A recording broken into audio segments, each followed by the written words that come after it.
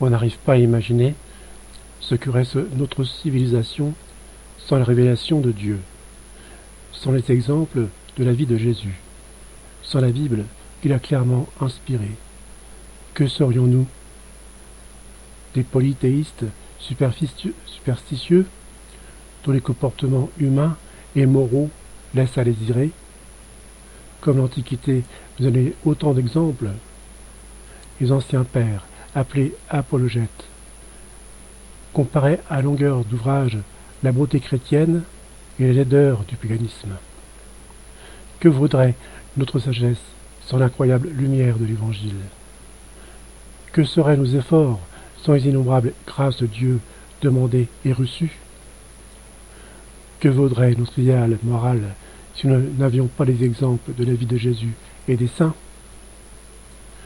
Dans le récit de la tentation au désert, Jésus discrètement nous montre l'importance de cette parole de Dieu.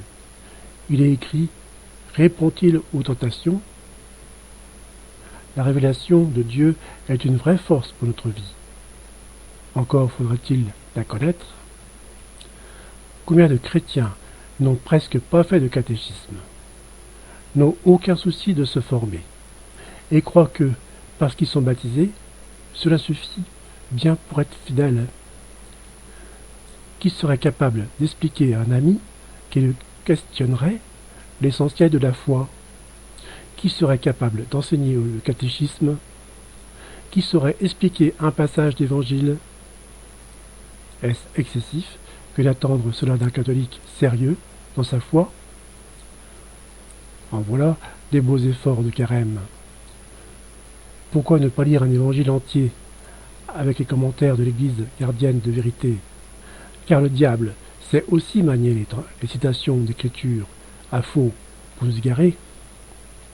Ou bien reprendre son catéchisme avec sérieux et en ne craignant pas d'apprendre par cœur bien des passages pour qu'ils nous imprègnent fortement.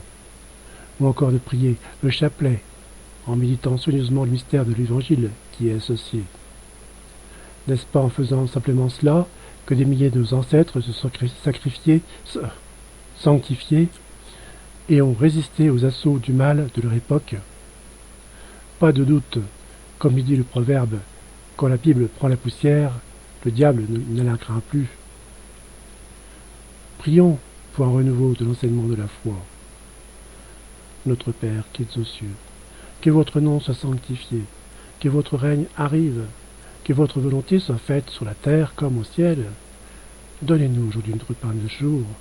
Pardonnez-nous nos offenses, comme nous pardonnons aussi à ceux qui nous ont offensés. Ne laissez pas entrer en tentation, mais délivrez-nous du mal. Amen.